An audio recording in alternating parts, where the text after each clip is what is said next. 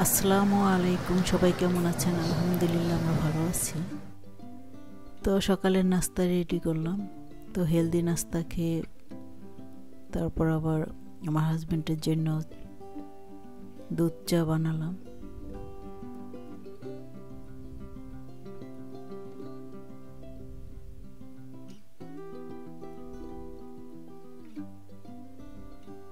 তো আর এখন হলো ডাল রান্না করতেছি দুপুরে খাওয়ার জন্য।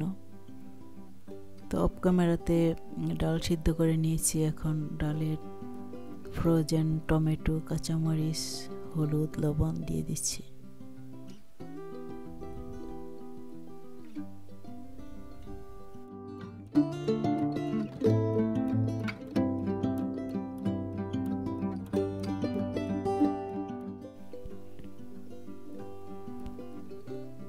তো ডাল রান্না হয়ে গেছে, তো এখন বেড়ে নেব।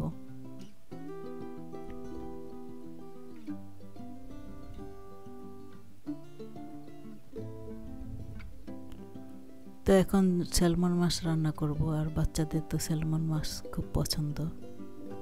তো স্যালমন মাছ ধুয়ে অফ ক্যামেরাতে আবার হলুদ লবণ দিয়ে মেখে রেখেছিলাম।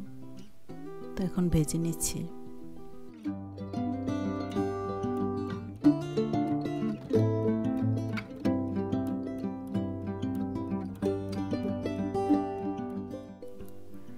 তো এই স্যালমন মাছ আমার দুনো ছেলে খুব পছন্দ করে। তো মাছ এক সাইড ভেজে নিয়েছি, এখন উল্টিয়ে দিচ্ছি।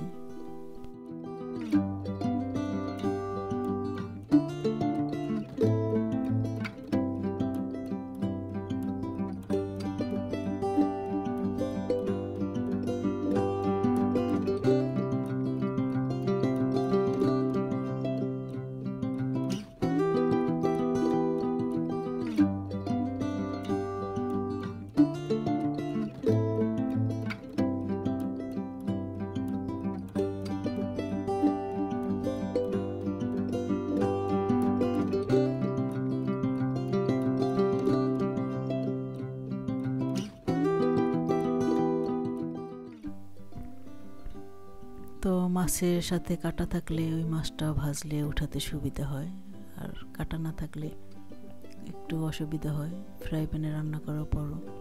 আর যেহেতু ফ্রোজেন মাছ, তো ফ্রোজেন মাছে একটু পানি থাকে, আর যেহেতু কাঁটা ছাড়া মাছ বেশি একটা চিপড়ে যে পানি ফেলে দেবো ওইটাও করলে দেখা যায় যে মাছ নষ্ট হয়ে যায়।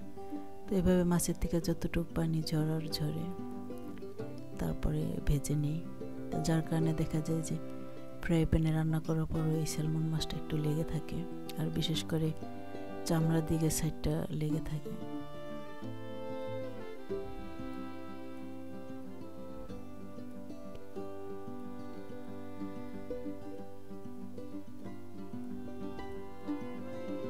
তো এখন পেঁয়াজ কুচি দিয়ে দিচ্ছি। তো আর একটু তেল দিয়ে দিলাম। তো অফ ক্যামেরাতে মশলা দিয়ে দিলাম। তো এখন একটু পানি দিয়ে কষিয়ে নেব। তো আমরা ভুনা মাছটা রান্না করি বেশি, সবজি দিয়ে মাছ খুবই কম রান্না করা হয়। আর এখানকার আমেরিকান যে সবজিগুলো আছে ওগুলি দিয়ে মাছ রান্না করব খুব একটা ভালো লাগে না। আর আমাদের দেশের সবজি তো এখানে ওরকমভাবে পাওয়া যায় না যে মাছ দিয়ে রান্না করব। তো এই জন্য দেখা যায় যে বেশিরভাগ সময় মাছ ভুনা করি। তো মশলা কষিয়ে নেওয়ার পর ভেজে রাখা মাছগুলি দিয়ে দিলাম। তো এখন আবার একটু পানি দিয়ে দিলাম।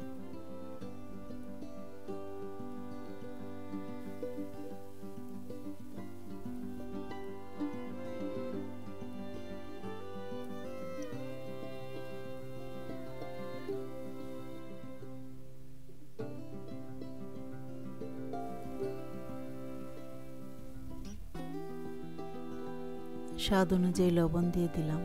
এখন ঢাকনা দিয়ে ঢেকে রাখবো।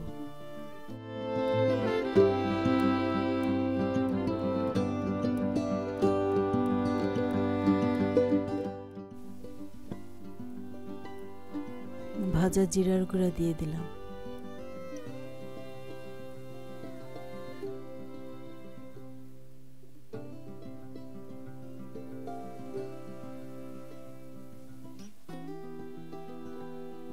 ঢাকনা দিয়ে ঢেকে রাখলাম।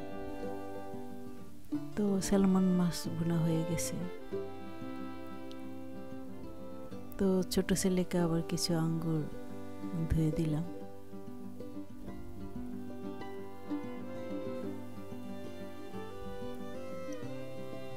তো বড় ছেলে আবার পপকর্ন খাবে, ওকে আবার আঙ্গুর সাধলাম, তো ও খাবে না, তো এই জন্য আবার ওকে পপকর্ন ভেজে দিলাম। এক এক ছেলের এক একটা পছন্দ, ছোট ছেলের আঙ্গুর পছন্দ, ওকে আঙ্গুর দিলাম। তো ওয়ালমার্টে অনেক ধরনের পপকর্ন আছে, তো আমার ছেলে এই পপকর্নটা বেশি পছন্দ করে। আর এটার মধ্যে চিনি দেওয়া, তো যখন পপকর্নগুলি ফোটে তখন পপকর্নগুলি চিনির সাথে অ্যাড হয়, তো যার কারণে এই পপকর্নগুলো খেতে মিষ্টি লাগে, ওই জন্য আমার বড় ছেলে বেশি পছন্দ করে। তো দুপুরে রান্না শেষ করে বাসার পিছনে আসলাম। তো এখন হলো আমাদের টাইম দুপুর 1টা। তো ঘাস কাটবো এই জন্য আর কি আসা। তো এসে আবার দেখলাম যে একটা শসা বড় হয়ে আছে, তো এই জন্য শসাটা আবার নিয়ে যাব। তো এই শসা গাছের প্রথম শসা।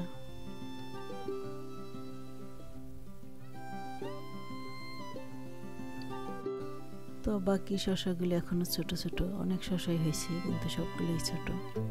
আর গোড়ার মধ্যে যে ধরনের শসাগুলি হয়েছিল ওগুলি সবই নষ্ট হয়ে গেছে। আর এখানে কিছু আবার বরবটি হয়েছে, এখনো ছোট, বড় হয়নি।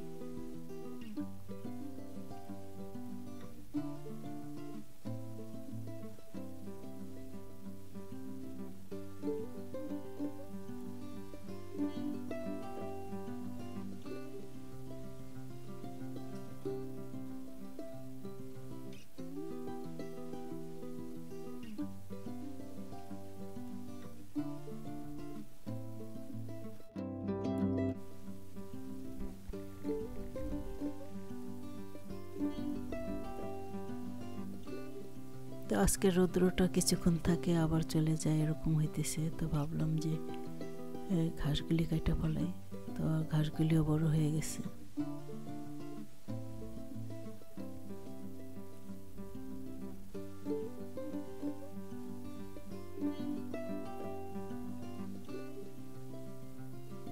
তো লাউ গাছের ডালগুলি একটু ঠিক করে দিচ্ছি।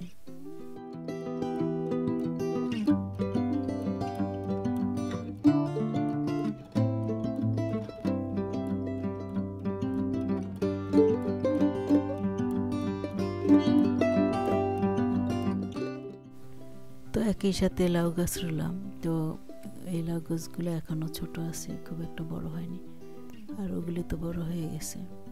ওই সাইডে রৌদ্রের তাপটা ভালো মতো পড়ে, আর এদিকে একটু কম পড়ে হয়তো এই কারণে।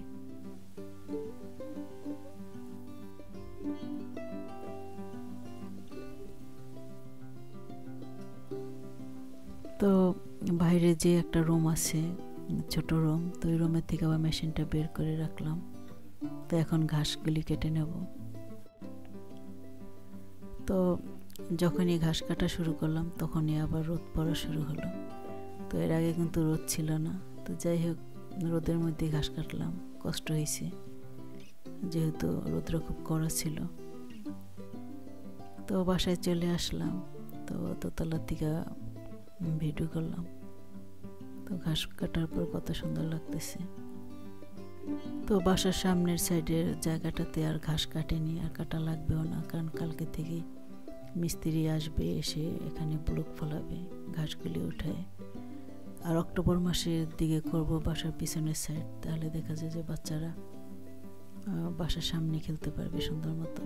আর ঘাস থাকলে তো পোকামাকড় থাকে, তো দেখা যায় যে আবার সন্ধ্যার দিকে মশাও থাকে ঘাসের কারণে, বাইরে বের হলে মশা কামড়ায়। তো যার কারণে ঘাসগুলি উঠায় ব্লক ফলালে বাচ্চারা খেলতে সুবিধা হবে। তো দুই ছেলে আবার কিছুক্ষণ খেললো, তো ওদেরকে আবার নিয়ে যাচ্ছি। তো ওদেরকে রাতের খাবার তো ওরা সন্ধ্যার দিকেই খায়, কারণ আমাদের এখানে তো লেট করে সন্ধ্যা হয়। তো ওদের জন্য আবার পরোটা ভেজে নেব।